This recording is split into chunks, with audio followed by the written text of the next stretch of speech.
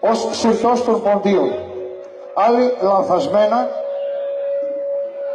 τον ονόμασταν λάχανα. Εσείς θα δείτε, ο Μάλι με 3 διαφορετικά ήθη από τη Γαράσαρη. Θα δείτε Εμπροπής από την περιοχή της Κερασούντος, θα δείτε Κοτσιχτόν Ομάλ από την περιοχή της Αψούντας, θα δείτε τον Αρχουλαμά από την Πάφρα και τέλος θα δείτε Τσανικίας από την περιοχή του Κάρση.